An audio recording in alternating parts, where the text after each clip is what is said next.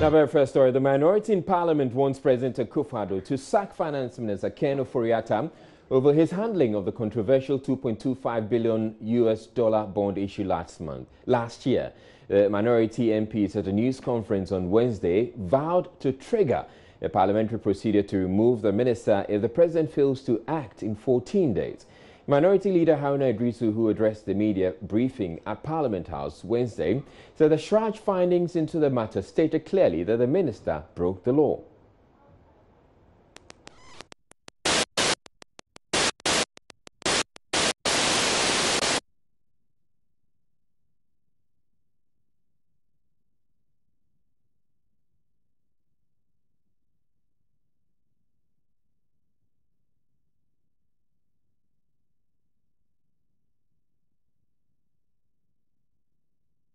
Obviously having some challenges with the audio on those files, but we will bring them to you in a bit. But we're moving on to other stories here on Joy News Prime, and it has to do, one of the other stories we're looking at this evening, scores of families reluctantly having to pack out of the iconic Kaizer flats in Tema ahead of a deadline this Thursday issued by the Tema Development Corporation. We'll bring you that story and bring you reaction from government as well. Meanwhile, the 2017 Open Budget Survey conducted by the International Budget Partnership and Send Ghana says Ghana could do more to improve its transparency, public participation and budget oversight by publishing key budget documents and on a timely basis.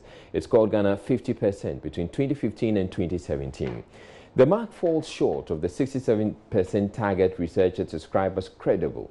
It also represents a 1% fall from the 2015 score Ghana chalked. The survey looked at some 109 indicators while assessing the performance of Ghana in terms of availability, timelines, publication of budget information and participation of the public in the process. Programs coordinator at Send Ghana, Sandra Sakwa, has been presenting the OBS survey scores and findings at the forum in Accra. The 2017 Open Budget Survey scored 50 out of 100. This 50 out of 100 is a fall when you compare 2015's survey results to 2017 survey results. So in 2015, Ghana scored 51, and this time round we have a score of 50, and so we fell by 1. What the 50 means is that Ghana provides limited public budget information. Now, pre-budget statement, we scored nothing because it is not a public document. It is, the ministry considers it as a document for internal use. It is only submitted to cabinet. The executive budget proposal scores 55, like I've explained, and it means the information provided is limited. Then we have the enacted budget, which also scored 56, and it also means limited. We have the citizens' budget scoring 50, which is also limited. So the public participation here under the survey assesses the degree to which the government provides opportunities for the general public to engage in the budget processes. In that case, it considers how both three government arms engage citizens or the public. The Kwame Nkrumah Circle in Accra has gained notoriety as a den for all sorts of criminal activity. Most Ghanaians would have either fallen victim or would know someone who has been burgled or scammed or had their phone snatched as they move through what could easily pass for the biggest transport hub in the country. Being a commercial enclave, most of the people who converge there during the day don't actually live there. But that's not stopping the few residents from coming together to form a neighborhood watchdog committee with the support of the traders who own shops there. Maxwell Agwagwa reports they are bent on changing the perception people have about the Kwame Nkrumah Circle as a den of crime. Actually, I came to shop and I saw one guy holding the phone, and I tried asking the price, and he just, oh, this is what, 300 cedis or so. I think it was an iPhone, but as I saw it, I thought it's cool, so I wanted to buy it, not knowing they were planning to do me those of their things. So I didn't know anything about it. So later on, I gave him the money, and he gave me the phone. All what he told me is, people are around, so don't just open it. You go away or go to a far distance before what you open it. So I said, I don't understand this. He said, yes, because the phone is a cheap price. And I said, okay, no problem. So I went far for some time, and I opened it, and I saw that it's not actually a phone. So I started to say, So the guy, I saw the phone, it was a king soap. The way they've done it is really, really serious. Not the first time someone has been duped here at Circle. It is definitely not going to be the last time. It's gradually becoming the trend here in this community. For 25-year-old Samuel Darko, who is a bouncer, he is determined to make sure that his community gets back to its past glories. Actually, what motivated me is about to change the name of Circle. And actually, I've been on the street for a very long time, so when any bad news you hear from where you are, it's really hurts you. So just to work hard and to, change the name of the area you are, that is the reason why I joined the group. Actually, I feel bad because we have some people over there who are doing the good work, but right now, the bad people have overcome the good people. So it has let those who are doing the good work, we can't see them. That is the problem. So I always feel bad when you hear, or when I hear someone mention a bad name about my area. All what I'm hoping is the people around will help us so that we can bring the better name of Circle. The director of the Community Policing Unit, Chief Superintendent Laurentia Akoli, says her outfit will be doing more to engage communities to form neighborhood watchdog committees to ensure that crime is reduced to its barest minimum. We want to ensure there is safety in our communities, and then there is partnership between them and the police. So when the number increases, it is good for the police, and it will help the community at large. There are negotiations on the ground, and everybody seems to be interested. The Greater Accra Regional Police Commander DCOP George Alex Mensah believes the Neighborhood Watchdog Committee would augment the work of police officers deployed here at Circle. We expect the Neighborhood Watch to be the extra ears and eyes of the police service, because the police cannot be everywhere. We cannot deploy more than 60 men at this place. That's why we are forming these Neighborhood Watch committees, so that they will assist the police. Businessman Alfred Agbesi Woyome is to return to the witness box to be orally examined by the Attorney General. This is the order coming from the Supreme Court after he threw out yet another motion filed by lawyers for the businessman aimed at halting the exercise. The AG has over the past 6 months been questioning the businessman in an attempt to unravel whether Mr. Woyome has properties that could be sold to offset the debt. His lawyers had described the process as a breach of his right to privacy, but the court on Wednesday unanimously disagreed with that assertion. There is more in the following report. The application by lawyers for the businessman requested that a 3-member review panel halts the ongoing oral examination which has been on over the last 6 months. They were of the view that it amounted to a breach of Mr. Woyome's rights to privacy, since he will be required to disclose to the court properties belonging to him. They also maintain that the laws governing such examinations does not allow the questions being posed by the Attorney General. The Deputy AG, Godfrey Yeboah-Dame, asked the court to disregard this assertion and affirmed that the law allows such an examination in circumstances where a judgment debtor was refusing to make payments. Delivering the unanimous decision of the 3-member panel, presiding judge Justice William Atuguba said the oral examination does not breach Mr. Woyome's rights to privacy. The court ordered that the oral examination continues. Hundreds of members of the Energy Workers Association of Volta River Authority are threatening a sit-down strike from next week Tuesday. The strike is to compel government to stop deductions of union dues from their salaries to the Public Service Workers Union. At a meeting in Akosomo in the Eastern region, the workers warned the country could return to the dark days of doomsday if government fails to act before next week. Correspondent Kwame Nkrumah's report. Energy Workers Association was born out of Public Service Workers Union.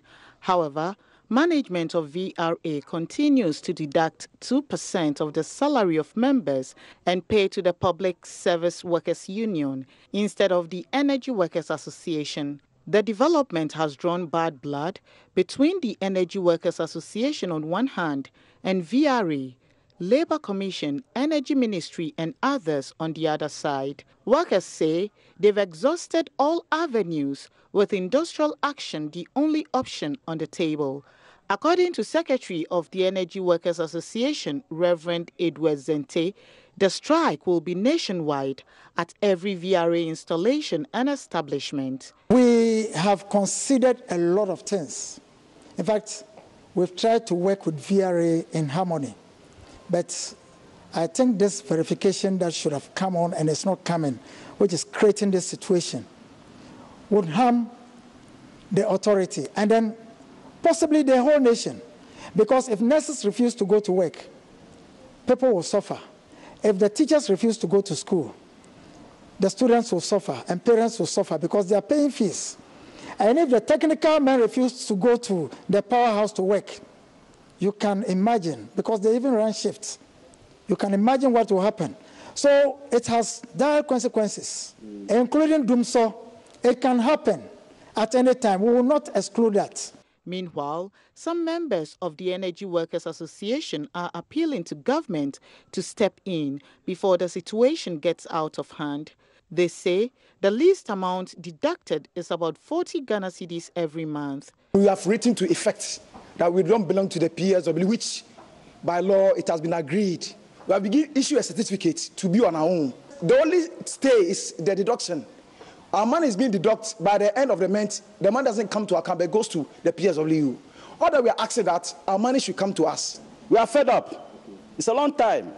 And this time I don't think we can continue listening to these petty excuses again. No, it's over. If something happened, they shouldn't blame us. Yes, because from today, we've done our best. We are going to start the danger and everything. The disgruntled workers are expected to wear red armbands in the coming week. Kwame Nkrumah's report for Joy News. We're taking a break here on Joy News Prime, but still ahead in the bulletin, scores of families reluctantly pack out of the iconic Kaizer flats in Tema ahead of a deadline this Thursday issued by the Tema Development Corporation. Also coming up in the bulletin, the President Akufo-Addo has returned from his latest foreign trip with his new vice, with news his vice, who is away on medical leave, is due back in the country very, very soon. We'll be back with those stories. Stay tuned.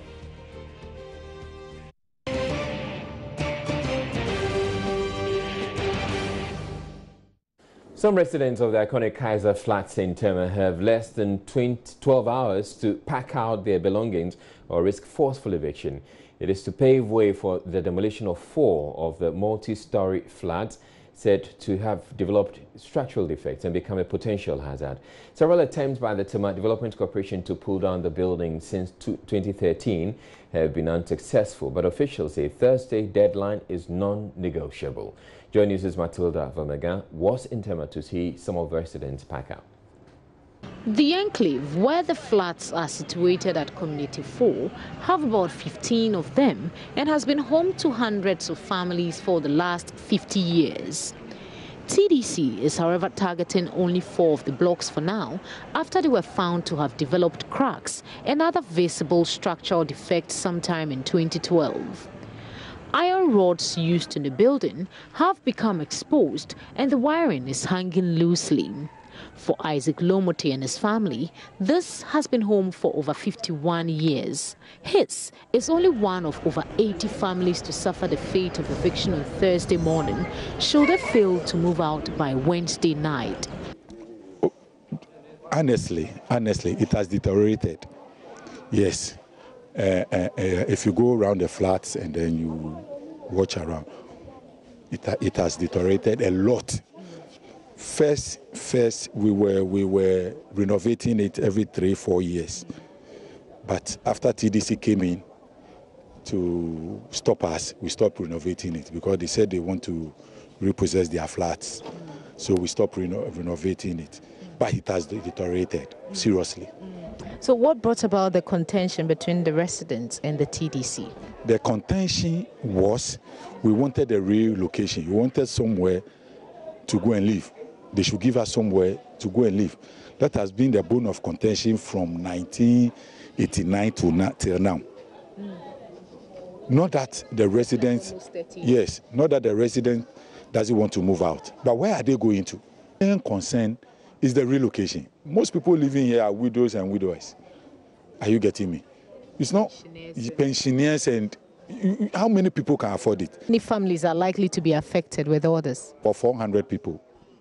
Though the structural defects are visible even from the exterior of the buildings, TDC, which manages the properties, has not had it easy evicting the residents. The latest court order, however, appears to have done the trick, and many affected residents have moved out. Others, though, would have wished they had more time. The structures are weak, but there are some that are weaker than the ones that have been marked as weak. Even visually, you can tell that this structure is weaker than the ones that have been marked as weak. So other flats. So it appears more like it's been a selective eviction. Yes, it's been a selective eviction. I'm much concerned on the timing. They have their own power. But you believe whatever they are doing is legitimate? Oh yes, on actual fact, because ample time has been given. We are not distributing that fact. It's a court ruling. We do accept and abide by the ruling of the country. Sure. We agree to it. But it's only yesterday that the announcement, official announcement, was being made. Less than 24 hours. How can I pack my things and find an accommodation for my family? Some have also complained about not being compensated, but the Tema Development Corporation will not respond to those claims. Joy News has however learned several residents benefited from an initial compensation arrangement only for them to sublet their flats to others. TDC is meanwhile bent on carrying out the forceful evictions on Thursday of any tenant who refuses to move out. For Joy News, Matilda Pumagang, Tema. Right, so we haven't been able to get any comment from the Tema Development Corporation, but I have with me in the studio right now the government spokesperson on infrastructure, Richard Asante Yeboah. Thank you for making time to join us in the studio, Mr. Asante Yeboah. Now, a number of issues have come up. One of them happens to do with compensation. Some are saying that they've not been compensated. Others are also saying that they're getting really short notice, which means they have nowhere to go, really. I think good evening, Israel, and good evening to your amazing viewers. And I think that's quite surprising enough, because in these days, the battle to kind of secure the lives of the individuals, it's not about securing the property or the flat that these people are staying in, but in securing the lives of Ghanaians. Started somewhere 2012. And it came to the fore that they have to even go to, the then administration to go to court to make sure that at least these people are asked to leave the facility, and court's judgment came in on 28th of October 2013, asking the people to leave the place, because the AESL report to the court shows that the properties or those flats that they were occupying were a sort of accident in waiting. The structural integrity of those structures could not be guaranteed. Yeah. Granted, the people admit that there is a problem with the structure, but the issues they're raising has to do with compensation. So, they're saying that I was going to talk about the compensation, even the timing the man spoke about. In terms of even the timing, after the court judgment, they went to court to ask for time, and the court granted them 2 months to vacate the facility. And look at that, from 2013 to now, obviously it's not 2 months. And even last year, there was effort to, and they asked for additional time. They were granted additional time, even by the court again. Right. In terms of compensation, there was only one family that was yet to be compensated, because the individual, the man who was deciding in the place, died. But even that, yesterday, there was a letter from their lawyers to the TDC demanding the compensation, and they are ready to look at that and take care of it. But the other individuals and other families have been compensated. They were given lands and all that, and apparently some of them have even sold their lands Others have divided the lands into two, sold a portion of it, and used a portion to build. Some of them have even finished, completed their properties, and they're living there. The chunk of the individuals who are living in those facilities have relocated.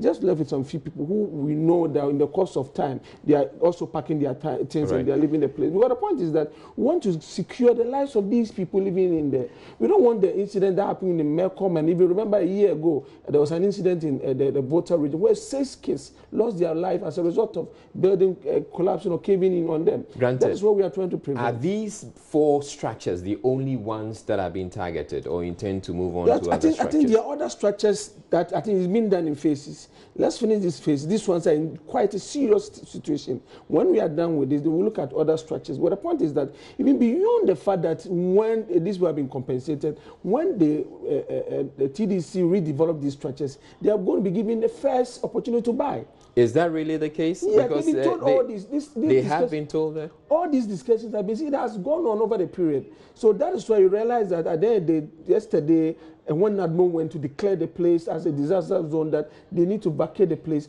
all of them were in support of what was going on. And from all your interaction and even your interviews with the people, you realize that they were saying that, they admit that the building is in such a sorry state. And if they stay there, their lives could be at risk, and therefore they are ready to leave.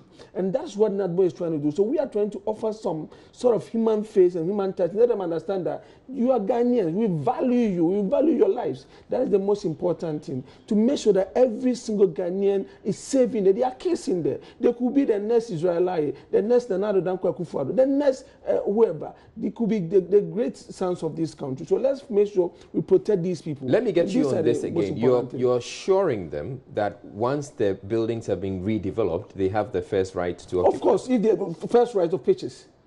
Obviously, let's understand one thing. For the past 20 years, none of them, the individuals residing in these facilities, were not paying a ground rent to TDC. They were literally living there for free. Despite the fact that for the past 20 years, been living there for free, they were still compensated. So the idea is that let's treat our people, are these rental units, or they bought them? No, these are rental units that they were supposed to have rented over a period. But before the last 20 years, they were paying rent to TDC. But for the last 20 years, that kind of process stopped because of the situation of the property. The TDC couldn't guarantee, so there was no sense going there to collect rent from these people when you know that the building was not in good shape. So they seized that, and despite that cessation, still TDC thought it wise to offer them some level of a reprieve. That is why they were giving some compensation through lands and other things to assist them. And I think that NADMO and the team and the security operatives were helping us sort of resolve this issue. But the point is that I'm happy that over a period there hasn't been any tussle, there hasn't been any sort of confrontation from anybody within because the assembly member, the MP, the police administrator, the NADMO, and all the officials involved, they've been very cooperative. And the idea is that let's save our people, let's save lives. That is the most important thing. We don't want to be expressing condolences over issues like this. Let's save their lives and find a way of moving forward as a country. All right, thank you very much. Richard Asante Yeboah is the government spokesperson on infrastructure. Meanwhile, talking about NADMO, the NADMO director, Archibald Kobna, confirmed several occupants have already moved out, with few ones with legitimate concerns still hanging around, and that they're going to make sure everybody has left the building before the building is pulled down. Were asked to move, and some of them took the issue to court. I'm well informed that the court has given a go-ahead and a directive that Thursday at least. So we had to come and look at the place again, see the situation on the ground, and take the steps to ensure that at least people move out. And then the plans to demolition is also rolled out going forward. A lot of them have already even moved out, and some are also moving out even as we went round. We're also making arrangements, those who may not have any alternative at all, to at least look for a safe haven, so that within a couple of days they can do their arrangements and then find themselves somewhere. I think that they knew that the situation was bad way back, and I'm sure a lot of them have had opportunities to as it were, relocate. You're watching Join Your Time. We're taking a break to bring you business news. And coming up in business, Minister of Energy Boakye rules out rushing to hedge Ghana's crude oil imports despite increasing price of crude on the international market. Emmanuel Awaji will be here with the business news.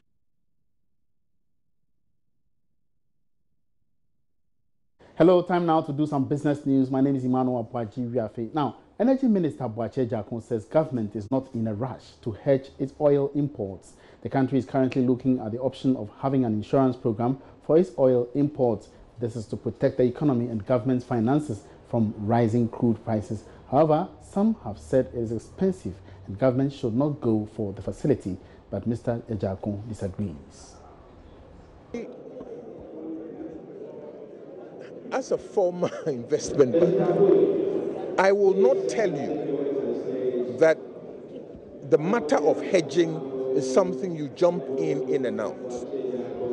You have to take your time and make sure that all the ancillary systems and facilities are well developed to support a hedge strategy.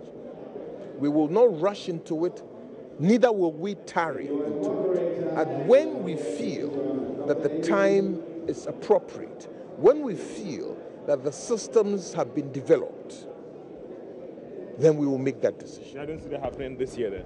I'm not going to give you a timeline. It is a program that we are looking at. You're doing that the put option, right? Some are saying it's still expensive. The put call, which put option? Put or call option for this. Well, the thing is that we have a put call option or the PCOA on PPAs, thermal plants. But really it doesn't cost government much. What is the option? The option is to issue a full sovereign guarantee, which has an impact in your sovereign ratings and imposes a huge contingent liability on your balance sheet. Is that the option we want to take? I'll say no. Now, the National Petroleum Authority, NPA, is to recall all gas cylinders from domestic users as part of the rollout of the new National Cylinder Recirculation Policy. This is to ensure that various marketing companies to be licensed under the new regime get the right specifications for users.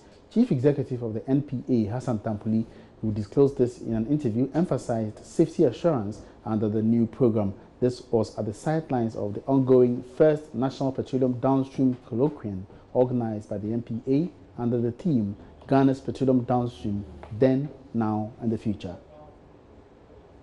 Policy Director for Marketing and Distributing Liquefied Petroleum Gas, LPG, using the cylinder recirculation model is to ensure Ghanaians have access to safe, clean and environmentally friendly products for use. An implementation strategy is currently being developed for the smooth run of the policy. In an interview with some journalists at the Petroleum Downstream Colloquium by the NPA, Chief Executive Hassan Tampuli disclosed the government will give specification to the LPG marketers to replace the existing cylinders in the system. Are going to have a lot of cylinders sitting in pellets, and then we'll now move them also to retail outlets close to us, and some will be able to deliver to consumers, in their various homes. There's the stage in the implementation regime that we call total recall, cylinder recall. We'll recall the system cylinders in existence, and then we'll trade them off, and then we'll retire cylinders which do not meet the safety parameters. He, however, assured that the recall will be among the final initiatives by the authority to ensure the desired result is achieved. Consumers are no longer going to own the cylinders. The cylinders are going to be procured and owned and branded by the marketing companies. So you and I will only have to just take an empty cylinder to a retail outlet and get a filled one. That's how it's going to be. If you want any size, if you want 3 kilos, you want 6 kilos, you want 9 kilos, 12 kilos, depending on the depth of your packets, you can get any cylinder that you want that will meet your pockets. The recall will take place when we start rolling out. And that should be almost within the final stages.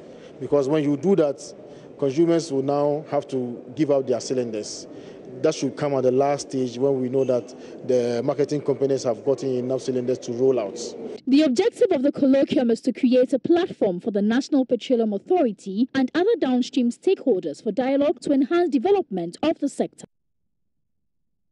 Turning now to the aviation industry, Namibia's national carrier, Air Namibia, has announced it is returning its services to Ghana in March this year. Air Namibia commenced operations in Ghana in 2009, but subsequently stopped because of low number of passengers. Speaking in an interview after paying a courtesy call to the Minister of Aviation, the Namibian High Commissioner to Ghana, Charles B. Joseph, said this time the airline has put in place sustainable measures to facilitate its services. And Namibia-Ghana commenced direct flights from Accra to Johannesburg, South Africa and Windhoek, Namibia in 2009. However, in 2014, the airline had to pull out its services from the country due to low passenger numbers. But in a courtesy call to the Minister of Aviation, the Namibian High Commissioner to Ghana, Charles B. Joseph, said the airline is making a reappearance this March. Air Namibia will be coming on the 24th of March as things stand now. That is within the next 2 months. We are looking forward to a great entry, and we are looking forward to a situation where the figures will tell their story, that Ghanaians will be coming in big numbers to Namibia, and Namibians will be traveling to Ghana and the region in big numbers. That Air Namibia will be here to stay, that as time goes, we can say that the intra-African trade is taking place, that the skies are open, that our airlines can move freely and our people can move freely between the borders of our countries.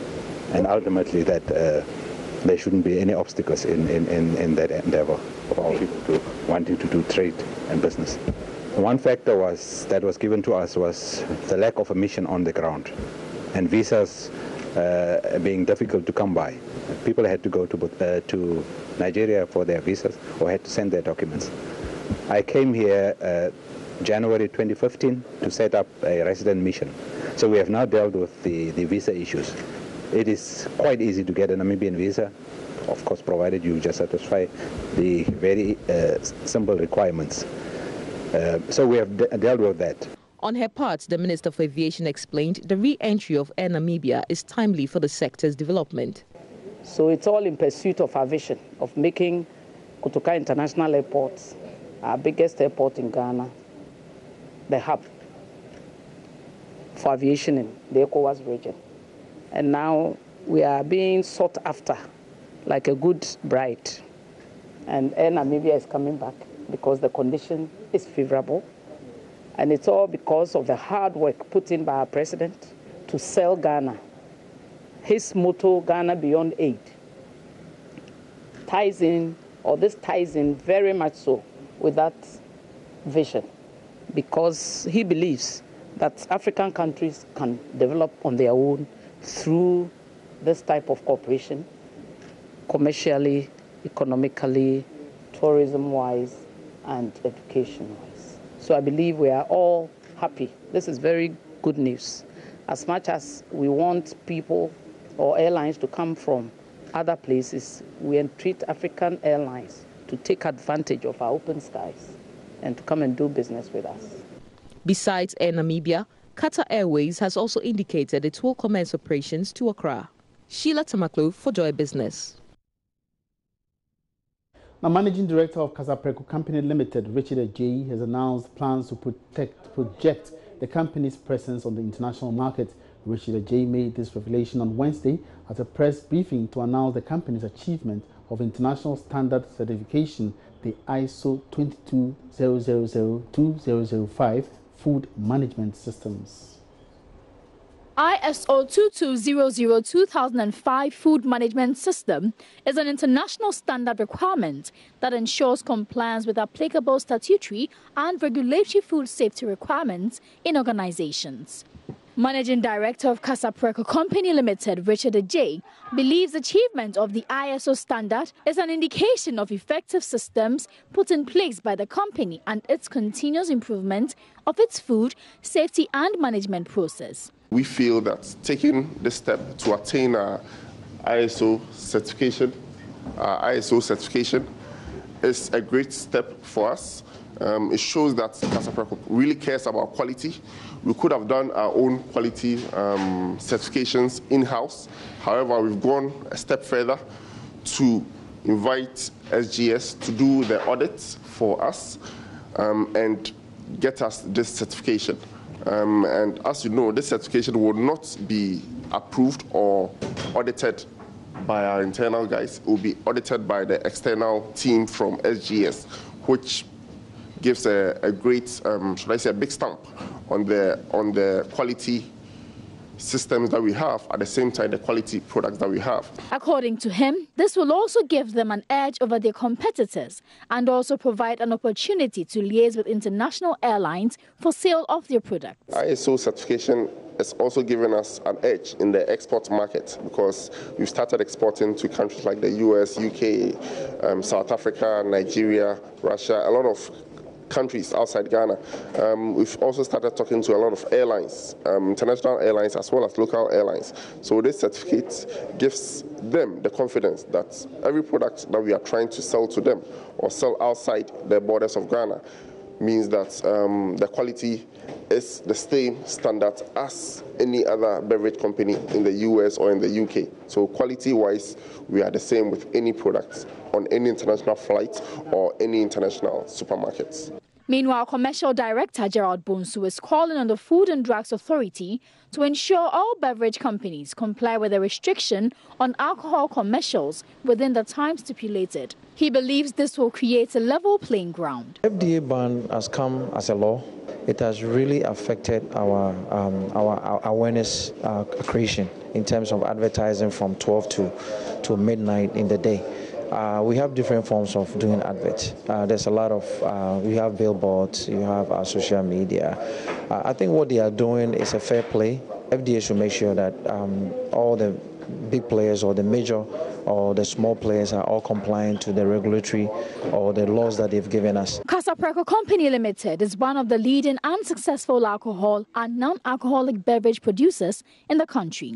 The company is the first local beverage company to achieve the ISO 2200/2005 standard. The multinational company now has a state-of-the-art automated factory located off the Spintex Road. That's all by way of business tonight. Thank you so much for watching. My name is Emmanuel Boachi. We are free. Good evening.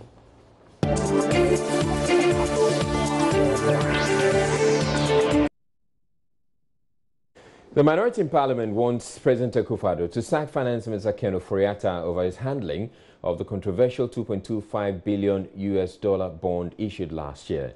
The minority MPs at a news conference on Wednesday vowed to trigger parliamentary procedure to remove the minister if the president fails to act in 14 days. Minority Leader Haruna Idrisu, who addressed the media briefing at Parliament House Wednesday, said the Shraj findings into the matter stated clearly that the minister broke the law. We therefore call on the Honourable Minister to do what is honourable and accept the findings of Shraj and bow out and resign honourable as Minister for violating the laws of Ghana pursuant to the relevant section of Act 550. The complaint was made. President Nana Addo Dankwa's cronyism is now manifest. Nepotism is manifest. Members and friends in government manifest. Rather, he should take what is appropriate to ensure that he subjects the finance minister to the full rigors of the laws. He's not above the laws of Ghana like any other person. We used to serve notice that in the event that the President Nana Addo Dankwa does not exercise appropriate judgment, will initiate an action of censorship against the minister. We in the minority feel strongly vindicated with the report. So for those of you who have read the report well, go back to it. Don't just go to opening paragraph and some decision and come to a conclusion. If there are breaches of the law itself, there are Public Financial Management Act, constitutional provisions. We are saying that all of us must uphold the laws of Ghana, including the Minister for Finance. The government and its agencies, Flagstaff House, Bank of Ghana, Securities and Exchange Commission, Public Services Commission, Head of Civil Service must take steps to curtail or eliminate the grip of enterprise and data-bound group on government businesses. They are all around. Everywhere now is enterprise and data bank. If you go to the Ministry of Finance, there are alarming numbers about it. Parliament will revisit the issue. We will appropriately, as we've stated in the report, consider other matters relevant to this business. The majority in Parliament is however dismissing the concerns. Majority Leader Osechimen Sabonsu argues Shraj was not conclusive in its findings, as the minority would have the whole of Ghana believe. If they are making allegations about the findings of Shraj, which in my view was not very conclusive. Shraj says this is an area of potential conflict of interest. It's not conclusive. It means that it could be, but they themselves are not sure. So on the basis of uncertainty, do you drag somebody and put him in the crossfire of impeachment? I'm not too sure. I've told you on countless occasions that I've not read the report, and not having read, I wouldn't want to commit myself to anything. But we have pledged to serve the country. If indeed and in truth it is found out that the finance minister has engaged in some malfeasance, then necessarily the law may have to take its course. But we are not there, and I don't live on conjectures and speculations.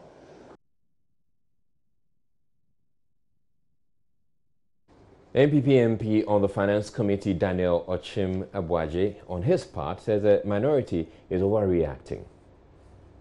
I think it's unfortunate that our friends in NDC are pushing for one of the finest ministers we have, to resign. And I don't think it's going to happen, because I believe that if you look at the Shraj report, I think it's a potential breaches. I think we should rather, focus on how to rectify or correct those issues if there were breaches at all, than to say he should resign. These are issues of the law. They think it should be applied strictly. A minister should work in a way that engenders public confidence, and it should amount to him working per the dictates of the law. If you say that, it is only people that are put in the driving seat that may probably get an accident with a car. If you are not a driver, you will never have an accident with a car, assuming there are opportunities for accidents. So I believe that even if he is aired or is breaching of the law, let's look at what the situation is. It may not amount to him resigning. It may amount to we taking proactive measures to make sure it doesn't occur again, and for that reason, don't call for resignation. I think we as people, to be honest with you, he's one of the people that we should be thankful to God for getting him as one of the people driving our finances. I don't think any MP or any lawmaker will want people to disrespect the law or just go ahead and with impunity, don't comply with the law. But if our friends in NDC say they're going to use that Article 82, it means they will require about 2/3 of majority of members in Parliament to be able to get which they want. They can't count on your support. It will never happen. I tell you. I believe it will never happen. How are they going to get it? Even simple majority, they can get it. So if that is what they are looking at, they should go for the ultimate. We will bring you that story a little later. Moving on to other stories. Now, the Ministry of Education says the Ministry of Education is blaming the lack of proper communication channels in schools for the increasing student rioting in the country. Sector Deputy Minister Dr. Yaoseh Educhum describes the trend as worrying. His sentiments follow recent cases of violence by students in 3 schools in the Ashanti region. All the incidents occurred within 2 months in the Kwabre East District alone. Dr. Yaoseh Educhum was addressing students and authorities of Jama Pengsang Senior Technical School at Abuaso, one of the hotspots. Ohiming Teria has more.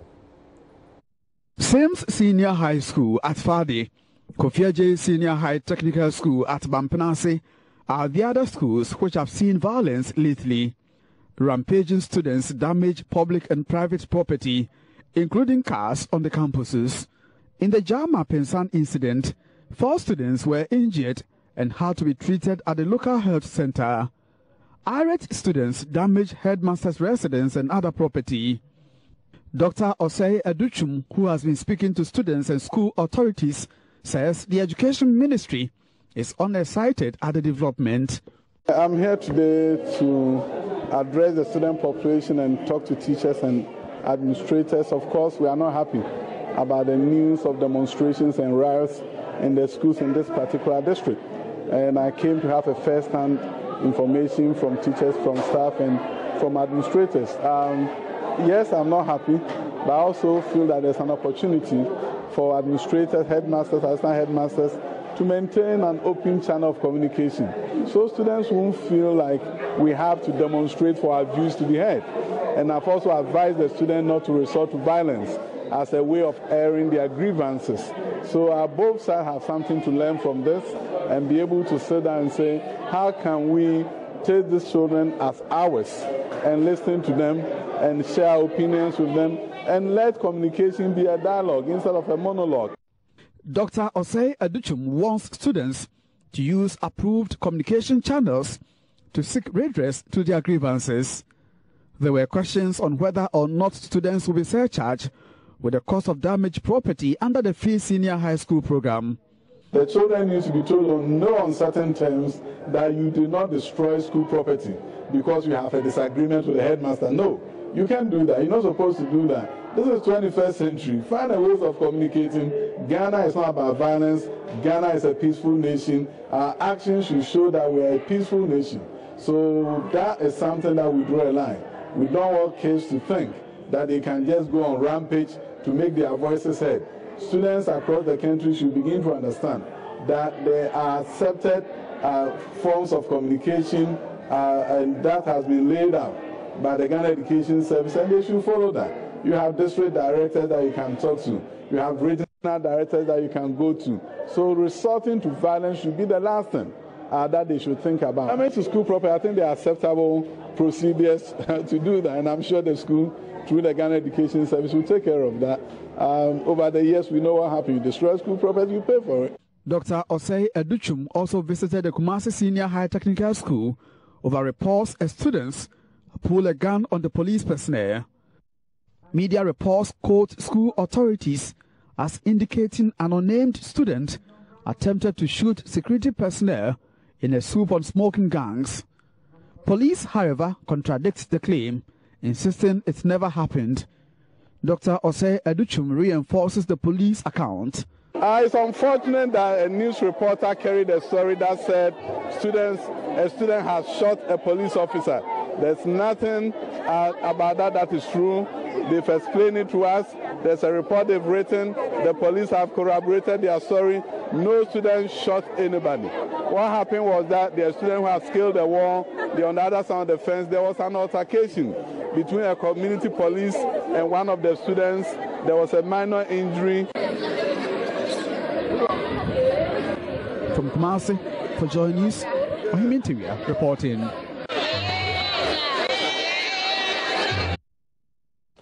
The recent killing of a police officer in the Kwame police station raid has brought to the fore the security of the men responsible for the security of all citizens. Inspector Ashilevi's death caps a rather bloody month for the service and brings to 48 the number of officers killed since 2013. Joining us, Gift Yando Appiah has been speaking with some police officers who say the cop killings has gotten them rethinking about their personal safety. Statistics from the police service show 48 officers have been killed between 2013 and 2018, 4 so far in January 2018 alone. Beyond the statistics are lives and people with families. Inspector Adolph Muche, Constable Prosper Ashinyo, General Lance Corporal Danso Enimon, and the latest, perhaps most shocking, Inspector Emmanuel Ashilevi, who was killed at the Kwabena police station after 3 officers were taken hostage and 7 prisoners freed. Scenes on my trip recently to the Bonohaf Volta regions served as a rude awakening, though not so surprising. Police personnel at barriers in practically the middle of nowhere and without bulletproof vest, yet no visible sign of arms. In an era of sophisticated crimes, most police stations like Kwabena usually have a handful of personnel seated by a counter, with foolscap notebooks, a phenomenon that makes one wonder how safe the police is in the discharge of their duties. I was in Bosnia. To locate the cells was even difficult for you to locate. The cell was down, and the station is up, so you need to clamp down before you can even get there. Unlike other public servants, the police can neither embark on industrial actions nor speak freely to the media about their problems, except its leadership, and that rarely happens. I caught up with the Volta Regional Police Commander, DCOP Nana Asamohene. No, we admit that we don't have the full complement of our logistics. We are not fully protected. After it's not 100% proof. We have some, but not enough. We need more. We wish that everybody will have that, the protective gear. Everybody going along must have a walkie-talkie. Everybody moving around must have a full complement. Carrying, say, the AK-47 around. A sidearm, everybody must have. But as at now, no, we don't have it. So we cannot say we are 100% protected. But at least within what we have, we are working with it. The Bosnian trained officer is at least frank about the situation. But many police officers, especially those in junior ranks, suffer in silence in the line of duty. The efficiency of the service is curtailed with the slow criminal justice system, lack of adequate protective logistics, a virtually non-existent identification and address system, crowned with archaic policies like arming senior officers who usually stay in the office as against junior officers who go on operations. No, that was the policy that the senior officers were using it. But now that there's a need for us to have junior sidearms, we have some, but not enough. So when they are going on operation, we give it to them, but we return it, unlike the senior police officers who keep them. But now they said that policy is definitely going to be changing in the face of what we are seeing. There's more. Senior officers sometimes live in single rooms with their families at police barracks, with half of their belongings on corridors. I have also encountered personnel on duty without places of convenience, and on this trip, I found, following my off-camera engagement with some officers, that the recent 50,000 welfare package announced by the IGP for those who fall in the line of duty was news to some police officers. Commander Hine has a response. No, it's a package bringing on board. We need to do a lot of welfare meetings. That's where we put these things across. And you know, most of them, they are always on duty. As of now, to get a lot, we have about 700 within my unit here. To get even half is very difficult. But what they say, we are trying to send a message across to all of them, and they'll get it. They are working, and they're under very trying conditions, but they are working. Because without security, there's nothing at all anybody can do. No doctor can go to hospital. The bank will never operate. The market woman cannot go to the market. Police station cannot operate. Nobody can operate under insecurity. So personally, I wish they will give half of the budget to the police. The commander shows me around a gymnasium and other facilities he is building to make life comfortable for his men. He is also articulate about the importance of public and individual donations. But experts have raised serious concerns about security agencies' reliance on donations and individual support. Well, the latest from the quarters of the police service is to seek spiritual intervention. You can have all the debate there is to have, whether or not the police is offering best services, but you need to check who is employing them and whether they've given them the right tools and the right equipment with which to work. Following what happened in Kwabenya, there's a general sense of uncertainty for police persons that I've spoken to so far.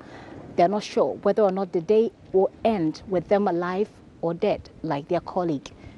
The police is supposed to protect you, but who protects the police? Unfortunately for them, they can hardly speak for themselves, especially in the media. Kiptiandopia, Joe News, Ho, Volta Region. Now, President Akufo-Addo has returned from his latest foreign trip, which saw him attending the 30th Ordinary Session of the Assembly of the African Union held in Addis Ababa, Ethiopia. The meeting of the heads of state discussed a number of pressing issues, including the establishment of a single air transport market in Africa to boost the aviation sector. They also discussed resolution of the security crisis in Libya. Eugene Ahing is Director of Communications at the Presidency.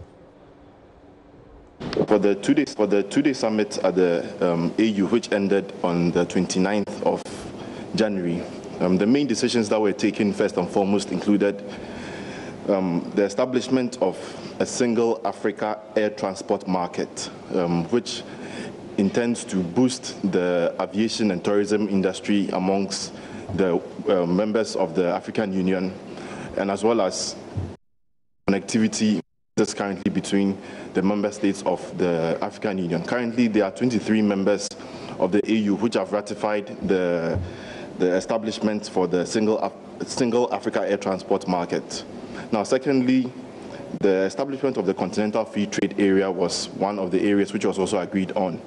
If you recollect, at the last AU summit, which was but it was agreed amongst the member states that a Continental Free Trade Area be established amongst the member states of the AU and on the continent to boost the volumes of trade that currently exist on the continent. So it was agreed that, God willing, on the 21st of March 2018 in Kigali, an executive council meeting of the AU would be held there, where the legal instruments and the agreement surrounding the Continental Free Trade Area would be signed. Discussions centering on the reforms of the AU, financing of the AU, and also the matter of Libya, where the current the security situation in Libya, as well as the issues to deal with the human trafficking, were also discussed.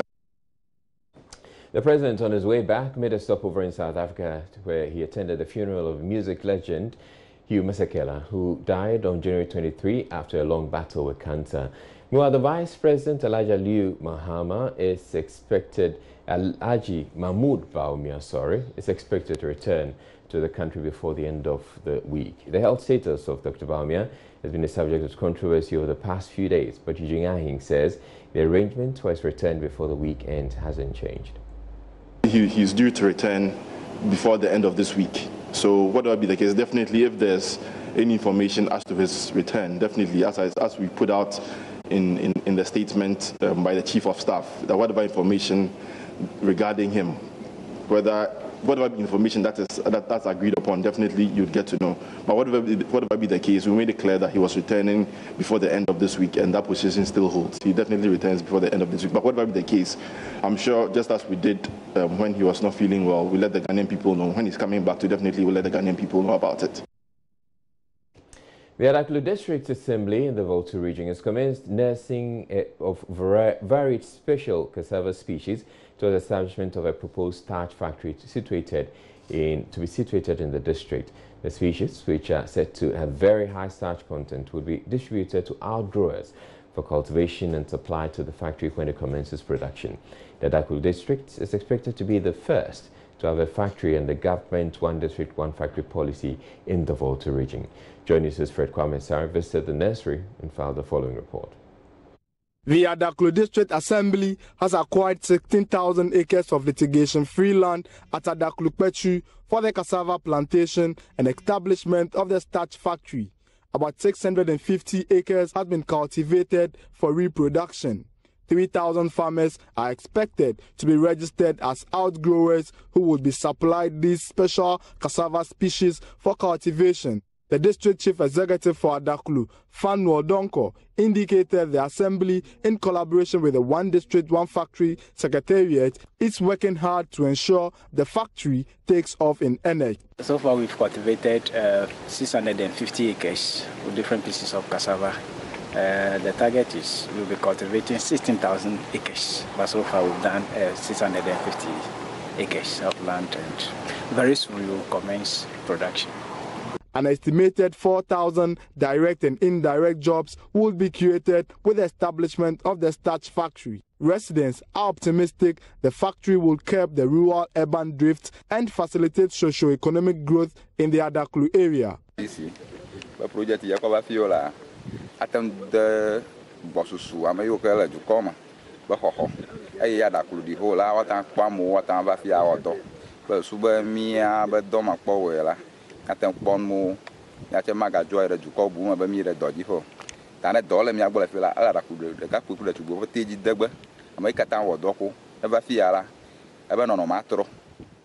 In a related development, the Volta chapter of the Ghana Journalists Association has impressed on the Volta Regional Minister, Dr. Archibald Lecha, to endeavor to revive the region's collapsing industrial sector. The Volta GJA chairperson, Anthony Bells-Kanyi, during a meeting over the state of dormant industries in the region, lamented on the situation where various industries were left to rot due to lack of resources and support from government. A vivid example he gave was the whole industrial area, Volta Star Textile Company in Juapon and Akule Shoe Factory in Kwando. Dr. Archibald Lecha noted that a stimulus package is being prepared for the Volta Star Textile Company and advised the other industries to tender in business proposals. We have also tried of late to try and convince some investors to come on board at Volta Star. We sent several investors there to look at the equipment and see. But the government is also looking at the stimulus package for the Volta Star Texas Limited. So your suggestion that the DRCC to follow up and for this to happen has been welcome, and we shall take steps to make sure it happens as soon as possible. Reporting for Joy News, Fred Kwame Asari. And in the headlines, scores of families reluctantly pack out of the iconic Kaizer flats in Tema ahead of a deadline this Thursday issued by the Tema Development Corporation. Yes, and there's an initiative to change the perception many have of the Kwame Nkrumah Circle, now interchanged as the den of criminals. Minister of Energy Boakye Agyarko rules out rushing to hedge Ghana's oil imports despite increasing price of crude on the international market.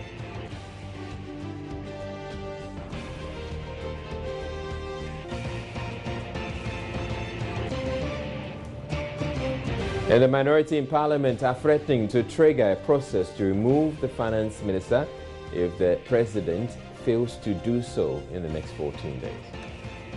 Now, news just coming in indicates there's a fire outbreak at Dome Market here in Accra. We're trying to reach Joy News editor Fred Smith, who is at the scene if we get him. But we do have some images which we can share with you right now. So these are some images. Now, Fred just joined me on the line. Hello, Fred. What can you tell us about this fire at the market? Well, the fire started about an hour ago. A shop at the Dome Market caught fire. Nobody has been able to tell us how it started, but it's affected about 10 shops as I can count. The fire service officials are trying to douse it, but it's been very difficult for them. They run out of water. They have to move. As we speak, I can count as many as 4 fire tenders here. A fifth one left because it had run out of water. Another one is just moving. It's also run out of water, but they still have not been able to douse the fire easily. Now, usually when this happens, you get to see some people trying to loot from the shops there. Is that happening? Or we have the police on the scene trying to control that? The response was they came with the police, fire, and NADMO. What the police officers are doing is to prevent looting. For instance, in the last 5 minutes, I saw a young man who had gone into a shop with a certain lady to remove some items, and the police had to go in and question them before they allowed them to go. They provided satisfactory responses. The woman had indicated that the shop belonged to her. She, in fact, showed the keys to that shop, and so they were allowed to go. The police here are alert and are preventing any form of looting. All right, thank you very much. Joining us is Fred Smith, who's joined us from the Dome Market, where we're told that there's a fire. Fortunately, the fire services on the scene, the police, and the officials of NADMO are also there, and we will bring you an update on this story.